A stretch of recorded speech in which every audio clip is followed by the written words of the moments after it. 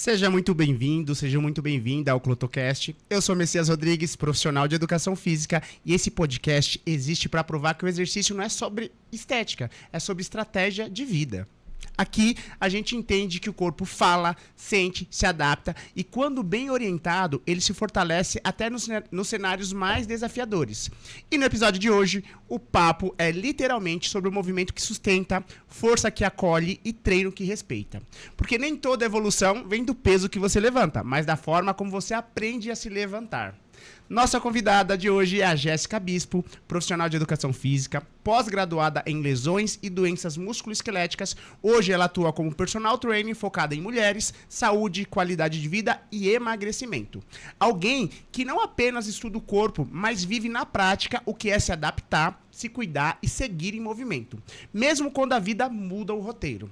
Hoje você vai entender como o exercício, alimentação, hábitos saudáveis não serve apenas para transformar o corpo, mas para manter a autonomia, a clareza mental, a qualidade de vida, mesmo diante de diagnósticos que costumam gerar muito medo. Porque aqui no Clotocast a gente não fala só de limites, a gente fala de ajustes de inteligência, consciência corporal, escolhas que constrói saúde todos os dias. Se você acredita que cuidar do corpo é cuidar da vida, seja muito bem-vindo, esse episódio é para você. Jéssica, muito obrigado por você ter aceito o convite, tá? Olá a todos, eu que agradeço pelo convite, é muito bom estar aqui, é um convite muito especial, sempre fui muito sua fã desde a época da faculdade e é bacana demais a gente poder trazer esse conhecimento e levar para muito mais pessoas, né? Que bacana. Antes de tudo, fala um pouquinho da sua trajetória na educação física, né? Quem é a mulher por trás da personal trainer e o que te levou a fazer educação física? Conta um pouquinho pra gente da sua história. Eu acho que, na verdade, nunca existiu uma Jéssica antes da educação física. Ela sempre esteve muito presente na minha vida desde nova. Então, eu sempre tive essa vivência com esporte, com futebol principalmente. Eu vivia nas quadras com meu pai. E eu sempre me enxerguei estando nessa posição. Tive uma relação um pouco conturbada ali na adolescência com o meu corpo, então eu sofria muito com essa falta de autoestima. Enfim, eu tinha uma insegurança dentro de mim. E aí eu conheci a musculação, né? Eu comecei a treinar musculação ali por volta de uns 14, 15 anos. E aí me apaixonei. Foi uma paixão, assim, acho que ainda maior do que o esporte.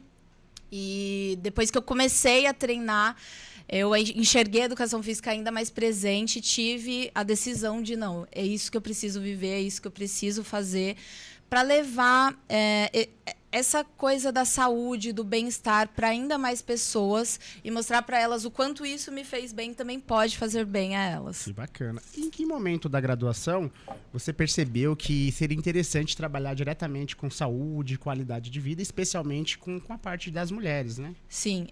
Eu comecei, como eu falei para você, já ali a minha relação com a musculação em si, com o esporte desde sempre, mas com a musculação em si, ali por volta dos 14, 15 anos. E a partir do momento que eu comecei a estudar, que eu comecei a entender a importância que aquilo realmente tinha na nossa vida, não só em relação ao emagrecimento ou à hipertrofia, que antes era muito isso, né? Sim. Você resumia ali o esporte estético ali, né? A algo estético e não a saúde em si. E hoje eu tenho para mim que a nossa profissão é ainda mais importante na prevenção, na qualidade de vida do que a própria medicina ali, do que o médico em si. Muita gente ainda negligencia isso, né? Então, a partir do momento que eu vi o meu corpo mudar, que eu vi a minha autoestima mudar, a minha saúde em si, ter mais disposição, dormir melhor, falei, não, eu preciso começar a trabalhar com isso. Não só em relação à hipertrofia, ao emagrecimento, à estética, mas à saúde mesmo. Mostrar para as pessoas que o exercício ele pode e deve ser parte da vida delas para que a saúde seja ainda melhor. Ainda mais caminhando para onde a gente está caminhando nessa era digital, né? Exatamente. A gente costuma brincar que a quantidade de benefícios que o exercício proporciona, as duas mãos não é o suficiente para enumerar, né? Tem vários benefícios e que bom que hoje nós temos recursos científicos, informações para ajudar em várias situações, vários públicos, não só focado na estética, né? E o que mais te incomodava ou te motivava quando você observava a forma como muitas mulheres aí se relacionavam com o próprio corpo? Que aí eu acho que provavelmente foi o gatilho que deu para você trabalhar nesse nicho, né? Foi o start. Eu sempre falo isso muito nos meus stories pro pessoal que me acompanha e para as minhas alunas também. As mulheres na sociedade são muito cobradas, né? A gente vive aí uma pressão muito grande, tanto da estética, o quanto estar sempre bem arrumada, enfim, estar bem, se apresentar bem. Só que eu via que muita mulher sofria com isso, né? Aquela insegurança, aquela baixa autoestima, sobrecarregada com filho, com rotina. Então eu falei, não, eu preciso ali, né, tentar fazer com que ela enxergue o exercício como algo que não, eu consigo, eu posso ter essa segurança, eu sou uma mulher capaz de fazer aquilo e vamos para cima. Então foi nesse momento que eu entendi ali que dava para conseguir usar esse estar acontecendo por mim, né? Principalmente porque eu tinha essa insegurança, essa autoestima. E quando eu comecei a ter essa mudança, ter esse bem-estar, eu comecei a ser uma mulher mais segura de si, uma mulher que não tem vergonha, enfim. E eu falei, não, outras mulheres, outras pessoas também precisam fazer isso por elas. Que bacana. E você fez uma especialização, né, em lesões e doenças musculoesqueléticas. Isso mudou o seu olhar sobre o treino tradicional? De que forma que você começou a enxergar essas questões? Muito, porque acabei de falar aqui que a gente enxergava antigamente, a gente resumia a educação física a esporte, né, jogar Sim. bola. E a gente enxergava ali a musculação, a prática do exercício físico como só duas coisas. Ou você fica grande, né, definido, ganha músculo, ou você emagrece. Era só isso. Então a gente não interligava isso à saúde. E eu trabalhei um período com Pilates também, Pilates Estúdio. E lá a gente recebia muitos alunos patológicos, com hérnia de disco, com dor, enfim, com várias coisas. E a gente trabalhava com fisioterapeutas e eu comecei a perceber que eu precisava me especializar mais sobre isso, sobre essas doenças, como o exercício ele entra como uma ferramenta para tratar aquilo. E aí eu falei, não, preciso me especializar. E foi quando eu tomei a decisão de fazer a pós. E aí eu comecei a enxergar que o exercício ele é muito além de só emagrecimento e só hipertrofia. A gente consegue, sim, trazer uma qualidade de vida, uma saúde, ter mais força, ter mais disposição para o dia a dia. E foi a partir desse momento que eu entendi isso. Que bacana. E eu lembro, a minha formação ainda nem tinha na grade curricular matérias que falassem sobre grupos especiais, sobre lesões, era totalmente algo voltado para o né? esporte, né? E eu lembro que assim que eu me formei, eu assumi a sala de uma academia de musculação, e aí chegou um cliente na anamnese e ele falou, olha, eu tenho 3 pontes de safena. E aí eu falei, meu Deus do céu, o cara tem 3 pontes de safena e eu não sabia o que era uma ponte de safena. E aí o medo, né? E o que você faz? Aí você vai buscar, poxa, peraí, como é que eu posso? Será que eu posso? E a gente ainda tinha muita restrição. Aí, até poucos anos atrás, tá? Pessoas que eram cardiopatas, uma recomendação era repouso, né? Que não podiam fazer nada, né? Há pouco tempo atrás, viu? Ainda eu pego alguns casinhos que a gente precisa discutir bastante para tentar criar melhor estratégia. Mas aí você ainda teve a oportunidade na graduação de ter algumas matérias que meio que abriu o caminho e aí você foi buscar a especialização, né? Exato. Que bacana, que já ao longo dos anos esse espaço para grupos especiais foi sendo mais explorado, que era pouquíssimo explorado antigamente, né? E quais são os erros mais comuns que você vê mulheres cometendo ao treinar sem orientação? E a gente está vendo hoje a era das IAs, né? Exato. Aí a galera vai lá, pede um treininho, né? Que você... E não só isso. Eu percebo que tem as blogueiras fitness aí, que muitas vezes não tem formação nenhuma e acabam influenciando de maneira equivocada as pessoas. Como é que é o seu posicionamento? Que você tá na área, né, de atender com o público feminino. O que você observa aí? A gente tem também muito esse problema com as blogueiras ali, né? Que tem um poder de influência muito grande e elas acabam influenciando muitas das vezes de forma negativa as pessoas a tomarem decisões ali em relação a cuidar da saúde.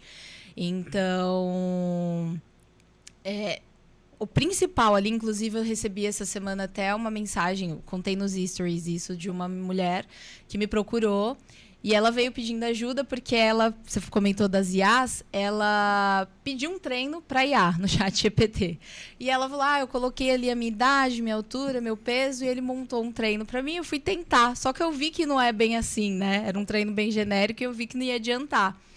E esse é exatamente o problema ali. A gente pega muita gente que resume o treino a só ir fazer o que dá na telha e que é simples, é só executar. Não precisa ter uma periodização, não precisa ter uma intensidade, um volume, uma ordem de exercícios. A frequência certa. Exato, a frequência, o descanso. Então, o erro mais comum assim que eu vejo que as mulheres cometem é esse, é achar que é só ir fazer e achar que só o cardio vai resolver o problema. Então, eu moro hoje em condomínio, tem academia lá e a gente vê muita gente treinando sem orientação, né?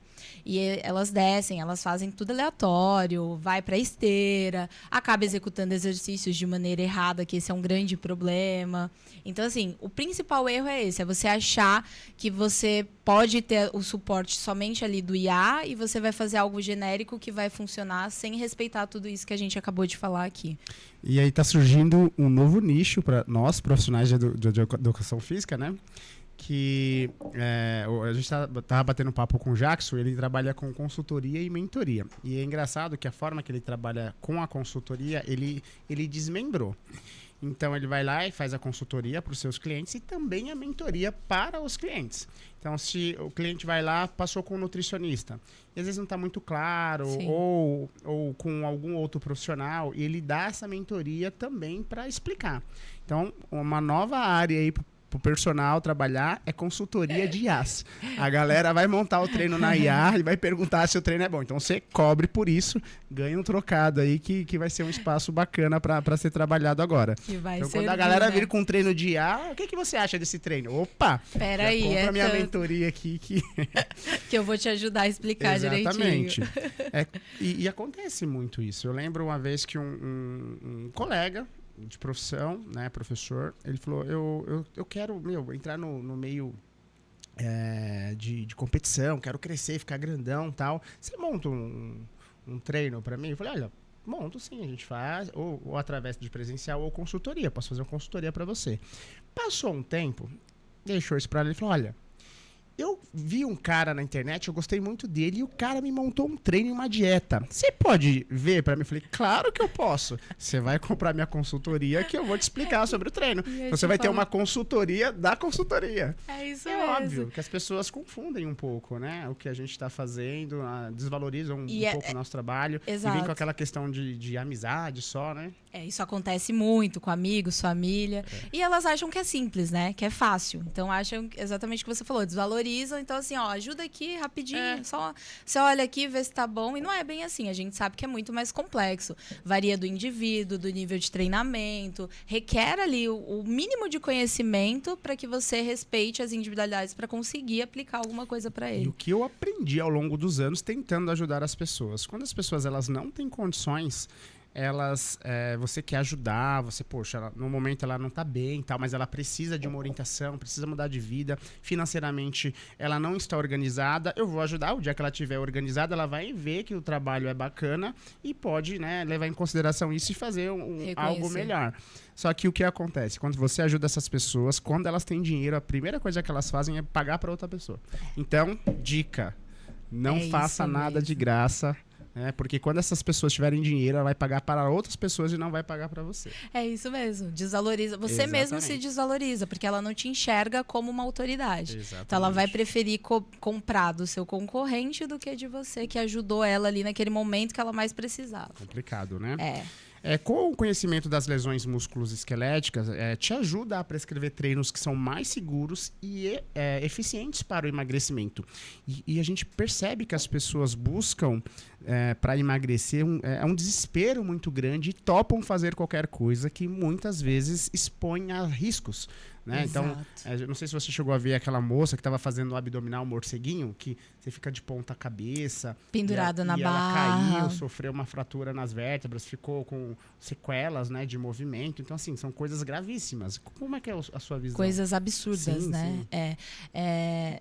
justamente a pós me ajudou a entender isso, que o treino ele precisa ser funcional. E o que é ser funcional? É trazer funcionalidade para o seu dia a dia, é você conseguir sentar e levantar, pegar uma sacola de compras do supermercado, conseguir andar, subir lances de escada. Então não adianta você buscar ali, porque tem esse desespero, né? A pessoa ela leva anos para ganhar aquele peso, para ficar no sobrepeso, mas quando ela parte do princípio de que quer mudar, ela quer mudar em uma semana. Então, ela busca coisas ali... Não é à toa que as canetas emagrecedoras estão... Num boom, assim, gigante. Você compra na banca de jornal, você compra com a moça que faz a unha, com a moça que faz os cílios, e você não sabe a procedência da caneta. Né? Você compra qualquer pessoa hoje em dia, porque o ser humano é condicionado a isso, né? Ao fácil, a tentar ali resultados sem o mínimo de esforço.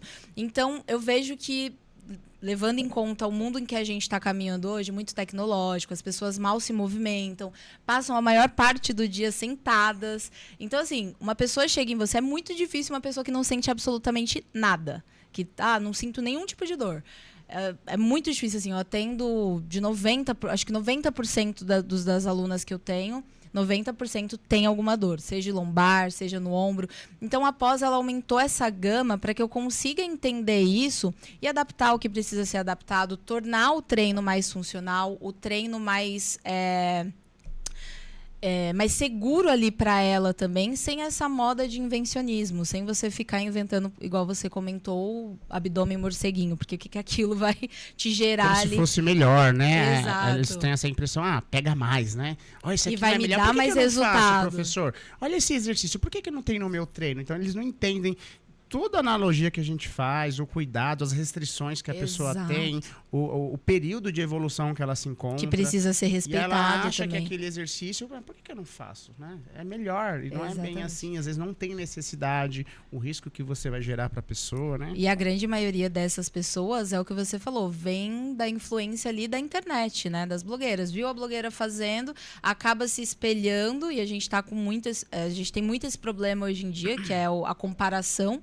Então você se compara, por que ela consegue e eu não? Eu quero, vai me dar mais resultado. E ela vai e faz aquilo.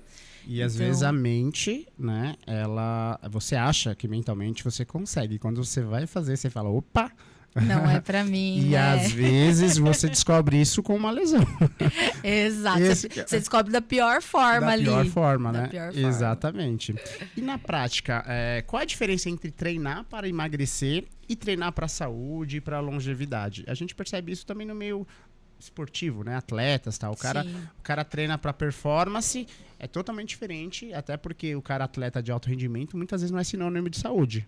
O cara lá, ele tá, às vezes, em busca do resultado a qualquer custo, e às vezes está lesionado, vai no sacrifício. Tem essa diferença do treinar para emagrecer, para saúde, para longevidade, no que você prescreve para os seus clientes? É basicamente o que a gente acabou de falar aqui. O pessoal que quer o emagrecimento, eles chegam querendo o resultado o mais rápido possível. Em 3 meses, eles querem emagrecer. E, basicamente, a diferença está no tempo e no volume ali do treino, na intensidade do que ele vai precisar fazer. Porque a longevidade é você conseguir chegar ao mais longe da sua vida, mas com saúde, com qualidade, né? Não adianta você chegar aí a 90 anos sem conseguir tomar banho, sem conseguir levantar da cadeira. Então, a diferença é basicamente essa questão do tempo, mas eu deixo bem claro para a aluna, desde quando ela vem me procurar, que assim, um não anula o outro. Você vai vir para o emagrecimento, você quer em 3 meses, beleza, a gente vai tentar fazer o máximo possível para que você consiga resultado, mas se você quiser sustentar isso, se você quiser uma longevidade, uma saúde melhor, você vai ter que ficar aqui para o resto da vida. É o resto da vida, essa mudança comportamental, esses hábitos mais saudáveis, não tem um prazo de validade, né? Então, a gente precisa entender que, assim, você pode ter o objetivo principal do emagrecimento, mas não vai anular que você também vai ter que adquirir esse hábito para sustentar e ter mais saúde ao longo dos anos. E o que eu costumo falar também para esse tipo de cliente, às vezes eles falam, eu quero ter uma dieta legal para fazer. E olha, ou então mostram, eu vi uma dieta da lua, né? Que ela come tudo até a lua. Brincadeira. Mas eles vêm com uma dieta para vocês, pra gente, assim, e falam, olha, primeira coisa, você vai conseguir fazer isso pro resto da sua vida? Você vai conseguir mudar? Olha o quanto de restrição, tirou coisas que você gostava. Você vai conseguir fazer? Se você não vai conseguir fazer, não faça essa dieta. Porque a ideia não é a curto prazo. Exato. Né? Você vai emagrecer e aí você faz aquela dieta super restritiva, começa a fazer exercício igual um louco ali.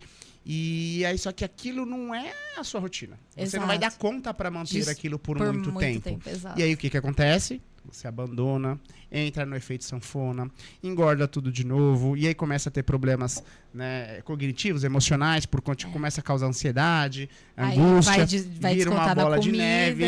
Então, assim, a ideia é, quando você entra nesse processo de emagrecimento, é que você pense em uma estratégia que você dê conta, mudar o hábito ao longo da sua vida. Pro resto dela. Resto da vida. Exato. Né? Então comece devagar, né, com doses homeopáticas que a gente brinca. E aí sim, porque você vai viajar no final do ano, que a gente pega muito aluno assim, começo de dezembro vai viajar no Natal e fala, tem jeito?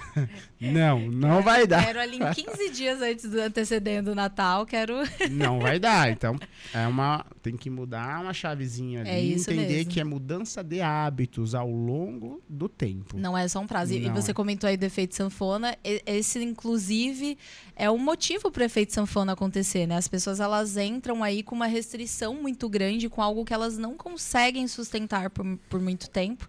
Aí isso satura, enche o saco, e aí quando ela chuta o balde de vez. E aí ela volta a fazer até pior do que ela fazia antes e cai no efeito sanfona, não tem jeito, e isso vira um ciclo vicioso. Então é justamente isso, ela tem que entender que dá para ter o objetivo ali do emagrecimento, mas ela precisa ter essa mudança de uma forma que faça com que ela tenha para o resto da vida, que ela consiga sustentar isso e ser algo leve, né? Porque assim, eu costumo dizer que nem existe dieta, é uma reeducação alimentar mesmo, você precisa aprender a se alimentar de forma saudável, é comer melhor. Inclusive tem o Lulancha, não sei se você... desculpa, o Lancha Júnior, né? E ele a Lu é a esposa dele. Ele lançou um livro, tem um livro que fala assim, o fim das dietas, e ele entra exatamente nessas questões, que a comida tem as questões emocionais envolvidas, tá? Aí você faz uma dieta, você não vai poder comer um bolo de cenoura, e esse bolo de cenoura era a sua avó que fazia, você tem... E te remetia uma emoção então, afetiva ali. Às vezes não é nem a quantidade, né? Desculpa, às vezes não é nem o que você vai comer, e sim a quantidade que você vai comer. Exato. Então vai muito em conjunto com o que você está falando aí, né? É o equilíbrio, né? Você tem que buscar o equilíbrio e equilibrar a sua vida ali, né? Restrição demais é ruim pra tudo. Muitas mulheres chegam até você com medo de se machucar ou... Né? Por exemplo, algumas mulheres vêm treinar, aí a gente está fazendo a anamnese, a avaliação física, ela olha, eu não quero ficar do seu tamanho não, olha para o meu braço, não quero ficar assim não, que é muito feio, né? Mulheres falando isso. Como é que você quebra esses mitos, assim? Como é que eles chegam até você? Chega muita mulher, assim, principalmente com o fato do braço, né? As mulheres, elas têm muito isso, não quero fazer muito braço não, porque eu não quero ficar com braço de forte, homem, né? Não quero ficar com braço como se fosse fácil, Nossa, né? Senhora, como se fosse fácil ganhar um... O do braço, de ficar grande, eu já quebro esse mito falando assim, você conhece quantos homens na sua vida? Tantos. Deles, quantos são fortes? Aí elas ficam pensando. Falei, então, se não é fácil pra eles, quem dirá pra você, né? Olha, analogia perfeita. Quem dirá pra você? Elas ficam, realmente. Falei, então fica despreocupada, porque o fato de você treinar braço não significa que você vai ficar grande, que você vai ficar musculosa. Vou usar essa estratégia, é melhor que a minha. É muito boa, porque elas já ficam pensando, porque se você... Eu já vou logo pra fisiologia, falo, tem a testosterona, você tem você não produz tanto. Não vai ser igual, ao menos que você faça uma suplementação. Exato. Né? Faça uma recompensação hormonal ali. Para conseguir ficar grande. Mas você pode olhar, se você tem aí o seu estúdio, quantos caras são grandes lá, né? É muito difícil. Você vê o pessoal treinando e tal, mas você vê uma pessoa definida, grande, é difícil de você ver. Então já quebra esse mito por aí. E o de já começa por mim. O próprio professor já não é tão grande. Tá definido, é isso que bem, importa. Né? Tô me mantendo. Tá bom, é isso que importa. E o de se machucar é exatamente isso. A gente eu mostro pra elas que eu costumo trazer um atendimento muito humanizado. Então eu mostro pra elas que elas vão ter o meu suporte ali basicamente o dia inteiro e a gente vai respeitando cada etapa do processo. A gente não vai atropelar as coisas, a gente não vai colocar ela lá para ficar 2 horas dentro da academia, fazendo tudo o que tem que fazer. Então a gente vai devagar, vai aos poucos. E não vai ser do dia pra noite que ela vai se lesionar, né? Eu costumo dizer que o exercício, ele é muito julgado pelas pessoas e injustiçado, porque elas têm sempre aquele pé atrás, né? De começar, ficam postergando. E quando começa e acontece alguma coisa, alguma dor, nem é do exercício, mas ela relaciona aquilo ao exercício. Então, o culpado é ele. Então, eu costumo dizer que ele é muito injustiçado nesse ponto, assim. Às vezes é uma forma até de autossabotagem. Ela Exato. quer justificar ou às vezes quer explicar o porquê que ela não foi treinar, ou porque ela não está querendo, está procrastinando ali. Ela vai, porque eu me machuquei no exercício. E às vezes não. Às vezes é alguma questão emocional que despertou um gatilho. Dormiu mal, dormiu de mau monte de jeito. coisa, né? Tem vários fatores, exato. Às vezes até, por exemplo, a mulher na TPM, a lombar é um Fica mais gatilho de frágil. dor ali, né? Exato. Então, ou às vezes a pessoa já tem uma predisposição para algumas dores e isso só potencializa com o estado emocional dela. Não, foi o exercício errado que eu fiz. E aí ela já interliga ele, exato. Aí vira autossabotagem. Opa, Exato. já não vou mais fazer, já não quero mais ir, já não quero mais esse exercício, é exatamente E aí vira isso. uma bola de neve. Um dia não vai, eu deixo para amanhã e aí né, acaba deixando de fazer. Quais mudanças você percebe no emocional das suas alunas? E aí a gente percebe que no começo é um sofrimento, elas vão em busca de emagrecimento ali.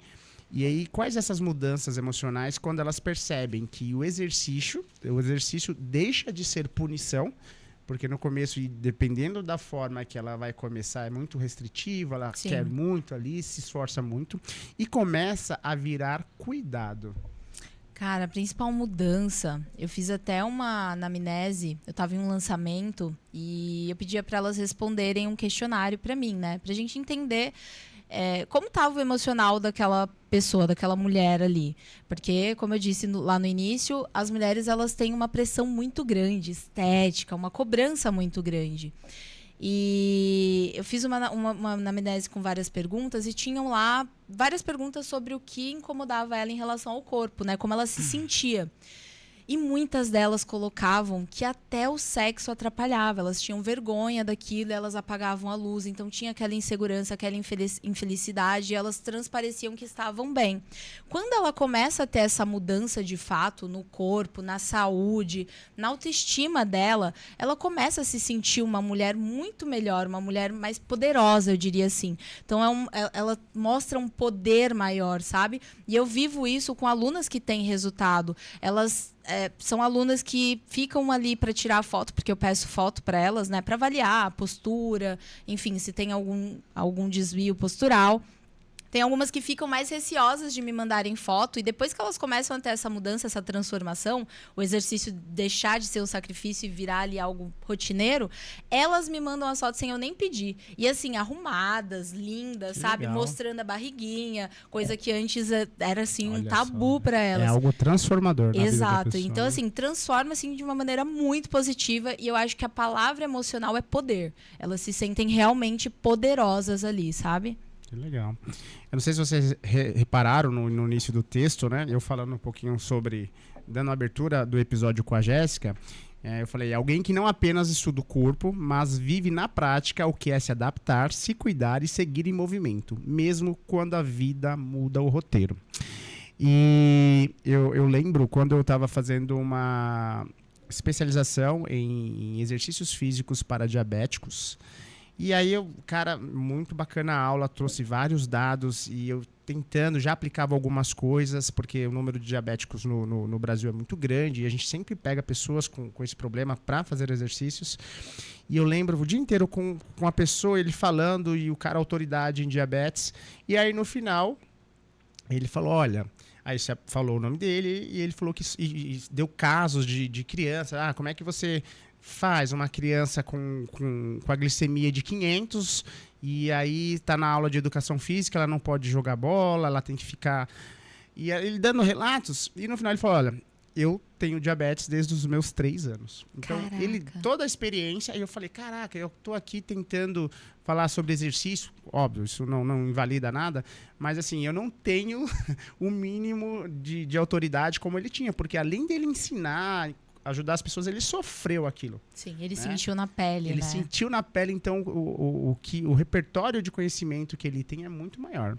E aí você foi diagnosticada com esclerose múltipla, né? Sim. Fala um pouquinho pra gente, como é que foi isso? Como é que foi você descobrir que você tem esclerose múltipla?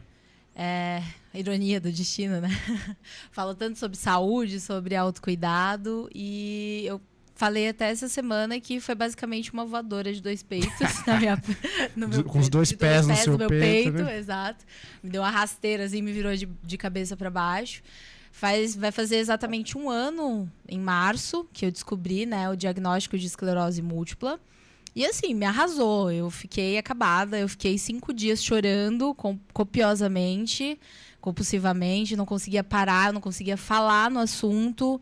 Não queria mais rede social, fiquei afastada, enfim. Foi realmente, assim, um baque. Quanto tempo foi isso? Vai fazer 1 ano em março. Você tá com quantos anos, Jéssica? Eu tô com 31 agora. E é uma doença, para quem não sabe, a esclerose múltipla é uma doença autoimune, né, que atinge o sistema nervoso, né? Existe uma capinha ali no nosso sistema nervoso e ele causa alguns transtornos fisiológicos para as pessoas. E é uma doença muito comum nas mulheres, principalmente entre os 20 e os 40 E os 40 anos, isso. Essa é a Sendo média, mais né? diagnosticada com 30. O mais comum é exatamente com 30 anos. E eu falei, vai fazer 1 ano, né? E assim, foi um baque até então. Eu digo que a gente vive várias bolhas, né, na nossa vida. Cada um tem ali a sua. E agora eu tô me descobrindo em uma nova bolha, que é essa bolha da doença autoimune, dos sintomas em si. E foi algo muito novo para mim. Eu já tinha visto esclerose múltipla na faculdade, vi algumas coisas, mas você vê algo bem superficial. E na minha época de faculdade, ainda estava tudo muito novo, era sinônimo de cadeira de rodas e você estava condenada para o resto da vida. Então, o que passou na minha cabeça ali foi, putz, acabou pra mim, assim, né? Falo sobre exercício, sou uma pessoa ativa, gosto de me movimentar. Mas você, na época, ela associava a esclerose múltipla com ela, que é a Não, esclerose lateral amiotrófica? Não, né? Porque eu sabia essa é mais grave, né? Essa é muito mais realmente é degenerativa Isso, ali, que você perde as vai funções perdendo musculares, movimento, exato. Não atrelava, mas eu achava que era cadeira de rodas. Eu tinha muito... Me veio na cabeça aquela atriz, a Cláudia Rodrigues. Sim, Acho que é sim. Cláudia Rodrigues, né? Que ela tem a esclerose múltipla. Então eu falei, acabou pra mim. E aí, enfim, foi um baque, fui pesquisar, fui entender mais sobre o que era, como dava para se tratar em si, os sintomas. Tive a minha primeira consulta, porque antes de fechar o diagnóstico eu já sabia. Eu fiz todos os exames, então no exame já veio. Porque a gente que trabalha com o corpo, quando a gente sente algo diferente, a gente sabe que tem alguma coisa estranha. Então eu já sabia que tinha algo estranho ali comigo, que não era normal e que não era algo leve, seria grave. Então eu já descobri. E aí o próprio neuro falou que o fato de eu ter uma vida, né, carregada de hábitos saudáveis, de a prática de exercício estar presente em mim, me ajudou a estar aqui do jeito que eu estou hoje. E hoje em dia tem muito tratamento, né, tem diversos remédios, aí tem uma gama de remédio. E você tendo uma boa qualidade de vida com exercício, com alimentação, sono, bons hábitos em si e o tratamento medicamentoso, você consegue ter uma vida normal. As pessoas costumam dizer normal, mas eu falo que é um novo normal, né? Uma nova bolha. Em algum momento você sentiu medo de não conseguir mais fazer o que você ama, que é trabalhar com exercício? Como que você lidou com isso? Sim, no início. Os 5 primeiros dias ali foi um divisor de água para mim ter esse poder de resiliência, né? Desde então, eu sou muito resiliente quanto a isso. Consegui me levantar, porque eu achei que minha vida tinha acabado. Eu achei que... É o que eu falei pra você. Achei que eu ia viver na cadeira de rodas, assim, até eu entender que não é por aí. Dá pra se reerguer, dá pra se levantar. A Pamela até brinca comigo que ela, quando eu tive a consulta médica, o médico falou, não, que eu perguntei pra ele falou, vida normal e tal, você vai conseguir fazer suas coisas, continua fazendo o tratamento. As únicas restrições que eu vou ter pra você bebe? Eu falei, bebo mais pouco. Então, continua mantendo o mínimo possível, porque a bebida atrapalha, é ruim. E fumar? Não fumo. Então, nunca pense em colocar um cigarro na boca, porque isso não dá. Ou seja, se você já tinha bons hábitos, reforça a ter melhor... Melhor ainda, exato. E aí eu falei... Aí eu, super feliz, depois dessa consulta com ele e tal, aí... ai, vou conseguir jogar meu futevôlei, vou conseguir ter minha vida. Aí ela, cara, você é surreal. As pessoas iriam estar pirando, porque o médico falou pra não beber mais, pra não fumar, mas você tá aliviada. Você tá nem aí que você não pode mais beber. Você tá aliviada porque você vai conseguir jogar seu futevôlei, fazer as suas coisas. Eu falei, mas é a minha vida, eu vivo isso. Então, é o que me alivia, assim. E aí, graças a Deus, eu consegui ter esse poder de resiliência desde então, entender melhor, né? Sair da minha bolha, entender melhor essa bolha, conhecer e tá aqui hoje como eu estou. E você já tem alguns hábitos, né? Mas quais tiveram o maior impacto aí positivo no seu bem-estar após esse diagnóstico? Sem sombra de dúvida, o exercício. O exercício foi o que me sustentou tanto emocionalmente quanto fisicamente em estar como eu estou, né? Tanto que dos sintomas mais comuns da esclerose é a fadiga. Você ter ali uma fadiga excessiva, né? Aquela fadiga comum. E quando o médico perguntava para mim antes de fechar o diagnóstico, ele falou, mas você não sente nada? Eu falei, não tive diminuição de força, não tive fadiga, não tive nada disso. E ele ficava incrédulo, ele falava, cara, como assim? Porque você partiu de um outro nível, né? Diferente quando uma pessoa sedentária, exato, ela já está muito fragilizada pelo sedentarismo, né? E uma coisa é você ter uma pessoa fisicamente ativa. Exato. Né? Com um percentual de massa muscular alto. Exatamente. Então, você, de certa forma, tem uma reserva ali fisiológica para se sustentar em momentos de crise ali, né? Exato. Tanto que eu tenho 4 lesões medulares, que provavelmente são o que fez com que os sintomas aparecessem, né, em mim, e o que eu ainda sinto. E, assim, eu só consegui sustentar isso justamente por conta dessa reserva de músculo, desse condicionamento físico, né? Então, o médico falou, cara, além da sua... Você teve um pouco de sorte, claro, porque as lesões elas poderiam ter sido mais graves, mas o fato de você ser uma pessoa ativa, ter um corpo forte, fez total diferença para que você conseguisse se manter do jeito que você está. Que bacana, né? E o que hoje a ciência já mostra e o que a sua vivência prática confirma aí sobre os exercícios físicos nessas condições neurológicas? Em relação à esclerose, enfim, o exercício físico, ele é a forma não medicamentosa mais poderosa que existe. Se bem feito e se bem aplicado, é algo que, assim, não tem como você falar, não quero fazer. Você tem que fazer. Porque ele, junto com o medicamento, junto com hábitos mais saudáveis, é o que vai definir se você vai continuar bem do jeito que está, ter uma vida melhor, uma qualidade de vida melhor ou não. Então, a ciência já mostra isso, os neurologistas especialistas, a maioria deles, que eu estou seguindo vários agora, todos eles falam do exercício que tem que ter na rotina de quem tem, porque é a forma não medicamentosa mais potente que existe, né? A arma mais potente que a gente tem. E eu costumo falar muito isso para as alunas, seja no amor, seja na dor. Não tem para onde fugir. O exercício tem que fazer parte. Mas esse que é um dos grandes problemas. A maioria das pessoas, muitas vezes, vem nos buscar por conta da dor, não pelo amor, né? Elas esperam chegar ali no talo para... Infelizmente, ainda a população brasileira, a maioria... é sedentária ou tem comportamentos sedentários e muitas vezes usa um problema de saúde como muleta para não se exercitar. Eu não posso fazer. Quando na verdade teria que ser o contrário. E a gente está batendo na tecla, olha, não só pode, como deve, principalmente em condições mais críticas, né? Sim. A gente percebe que o exercício físico vai tirar de uma condição muito limitante por uma condição de vida normal. Sim. E como você falou, o exercício físico é uma excelente forma não medicamentosa de tratamento de inúmeras doenças. Não só doença neurológica, né? Acho que todas as doenças possíveis que existam aí, o exercício entra como um tratamento não medicamentoso muito potente, assim, não tem para onde fugir, não tem jeito. Exatamente. E você atua como personal, empresária digital e você hoje é autônoma, né? Sim. Não trabalha mais para os outros. Quais foram os maiores desafios para você conseguir construir essa autoridade digital, conseguir o seu espaço, né? Às vezes a pessoa acaba de se formar na graduação e já acha que, né, já vai começar a ganhar milhões. Como é que é trilhar esse caminho aí? Explica para a galera. Muita gente também acha que o digital é fácil, né? É um atalho ali que vai ser super fácil, que você vai conseguir vender e virar pra caramba. E eu acho que o maior desafio no digital é exatamente essa comparação. Você se comparar a uma pessoa que já está muito grande, que está há tempos no mercado, e você achar que do dia para noite você vai ficar igual a ela. E você vai ver que quando você coloca em prática que não é bem assim. Demora, né? Demora muito. E o digital demanda muito mais do que o presencial, até eu arrisco a dizer. Então, se você acha que você vai pro digital porque vai ser molezinha, tira o cavalo da chuva, porque não é bem assim. É muito difícil. Você tem que trabalhar o dobro do que você trabalha presencial. E não ter medo, não ter comparação, não ter medo, porque são os principais desafios. Você ficar com medo de se expor, de colocar a sua opinião, tal pessoa vai me julgar.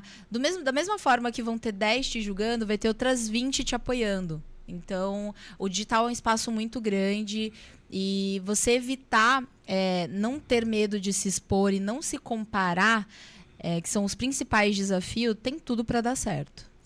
Eu costumo ver na nossa área, né? Às vezes as pessoas começam a ser autônomos, mas começam a virar refém do seu próprio negócio, né? Viram escravo do seu próprio negócio. E como é que é?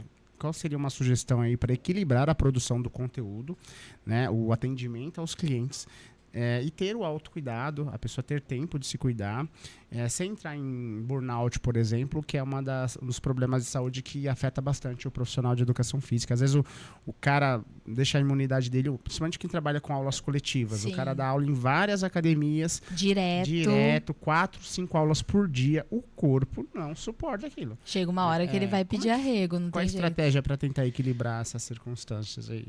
Organização. Não é fácil, mas tem que ter organização e resiliência, muita resiliência também, para você conseguir sair das situações e se reerguer de certa forma.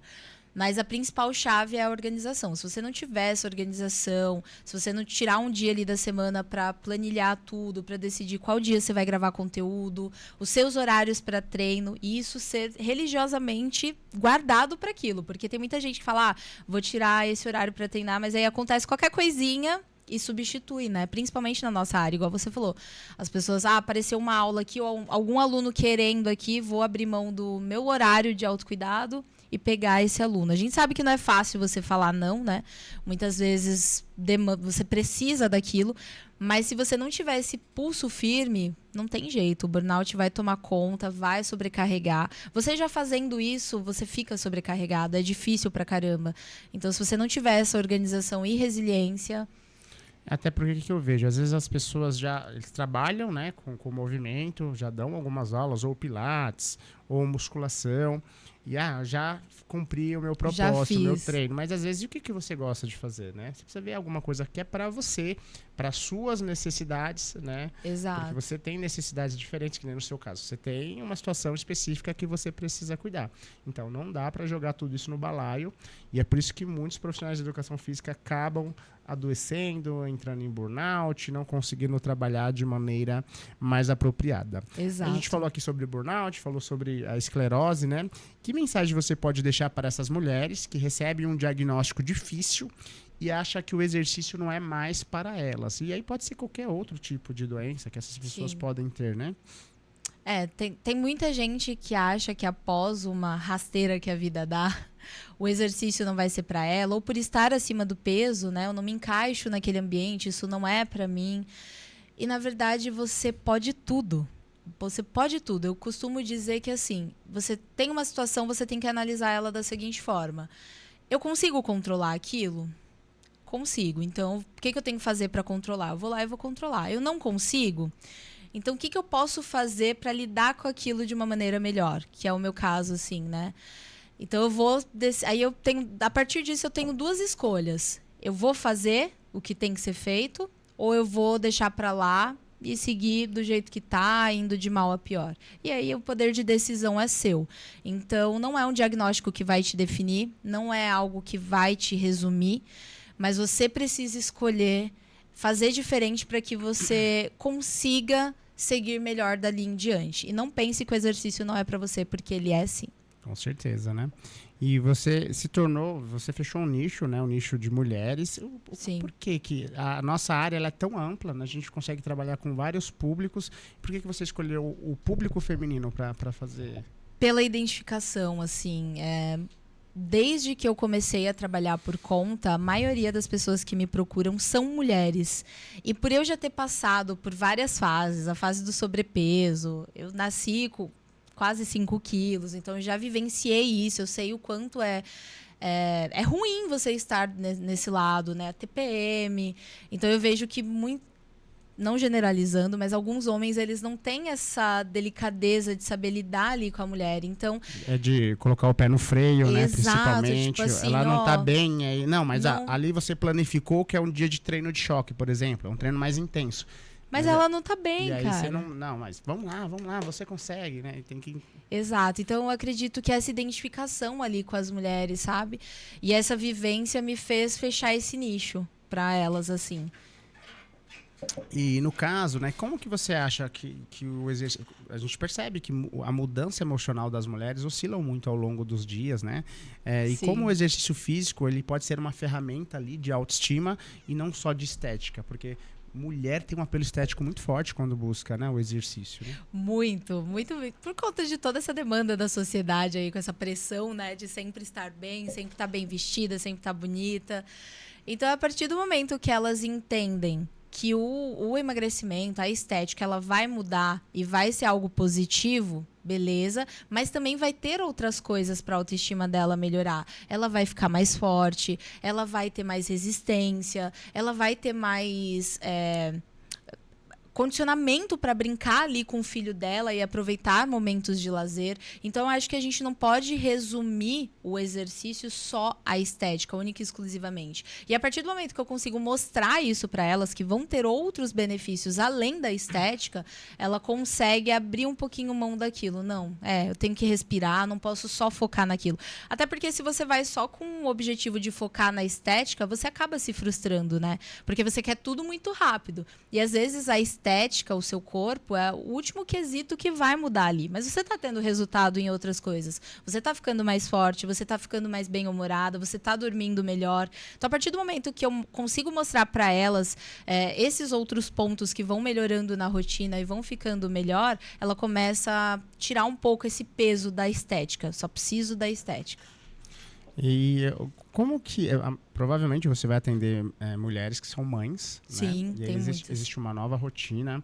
E uma das objeções que nós percebemos com as mães é a criança. O horário, às vezes não tem com quem deixar nos espaços que você atende. Ou qual a estratégia que você cria? Porque tem espaços que não permitem, né, a presença de crianças. Tem alguns que têm espaços kids. Como é que você lida com essa objeção aí? Treino em casa. Eu costumo dizer que para essas mulheres... Já joga a criança no colo e faz um agachamento. Faz junto lá com ela. Porque assim, não tem muito para onde fugir. A demanda dela vai ser muito maior do que para uma mulher que não tem filhos, por exemplo. E ela tem que pensar no filho ali. Se ela dificultar ainda mais esse processo, que já vai ser difícil, em pensar em sair de casa para se deslocar para um ambiente, não vai rolar. Ela vai se auto-sabotar automaticamente. Então, cara, busca formas, soluções que sejam o mais práticas possível. Treino em casa. A gente consegue ter resultados tão bons quanto treinos na academia, se aplicado de forma correta ali. E aí ela consegue treinar com o filho estando do lado, sem abrir mão de ficar esse tempo com ele, né? Ou uma estratégia boa também seria criar buscar um local que tenha... Um espaço kids. Ou que tenha atividades para criança também, neste horário, que ela consiga, né, fazer, ou... conciliar ali. Também é uma estratégia, né? Uma natação, algum funcional kids, que hoje em dia tem muito nas academias também, verdade. né? É uma estratégia muito boa também para que ela consiga sair de casa. E se você pudesse deixar uma única reflexão, ou pode ser mais do que uma, né, para quem está nos ouvindo agora, provavelmente, né, o público feminino vai se identificar. Qual seria, né, essa reflexão sobre o corpo, sobre a saúde e o movimento? O que você pode deixar para a gente aí? Tem uma frase que eu gosto muito, que inclusive é de um nicho onde eu trabalhei, que é o do Pilates, que é o Joseph Pilates. A gente comentou aqui também que, seja por amor ou seja pela dor, uma hora você vai ter que cuidar da sua saúde. Não tem jeito, e o exercício vai ter que fazer parte dela. Então eu gosto muito dessa frase, que eu vou deixar como reflexões para vocês, que é o seguinte: seu corpo é seu maior bem. Ele guarda e reflete sua alma.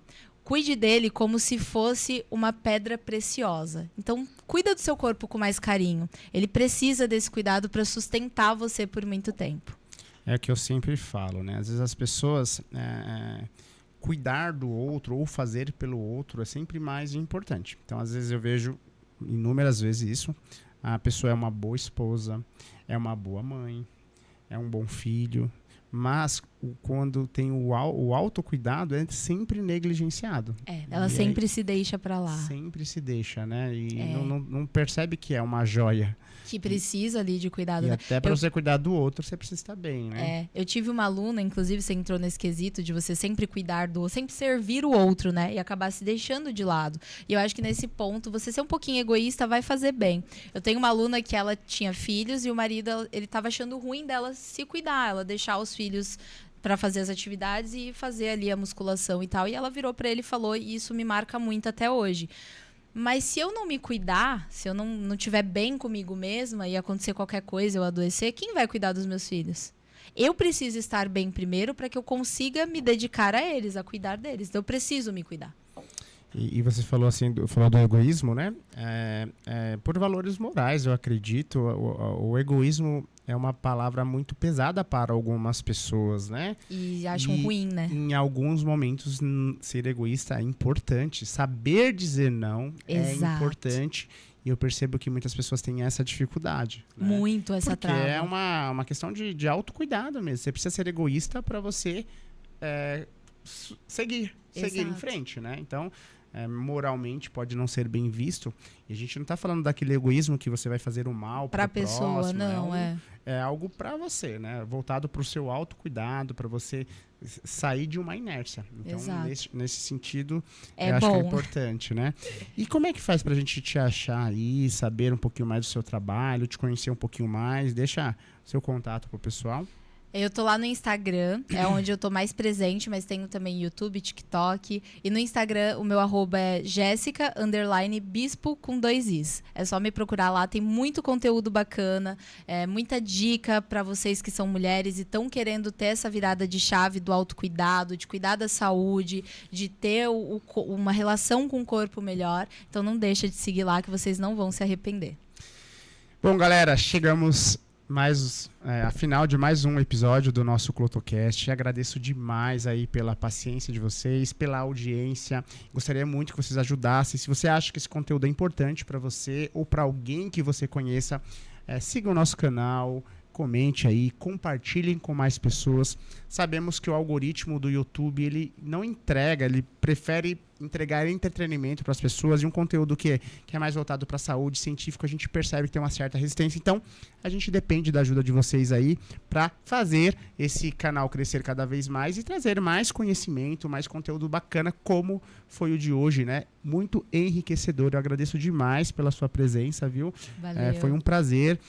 Minha pupila, né? Eu acompanho ela nas redes sociais. Eu fico muito feliz quando a gente planta uma sementinha ali nos nossos alunos e eles afloram, né? E eu gosto demais de ver vocês aí trabalhando, motivando mais pessoas. É uma corrente do bem. Estou extremamente feliz. Que bom, fico feliz e quem agradece pelo convite sou eu, pela oportunidade, como eu disse lá no início. É muito bom a gente ter uma referência tão boa na nossa área, que é você. Acredito que não só eu, muitas pessoas que tiveram o privilégio de ter aula com você pensam assim.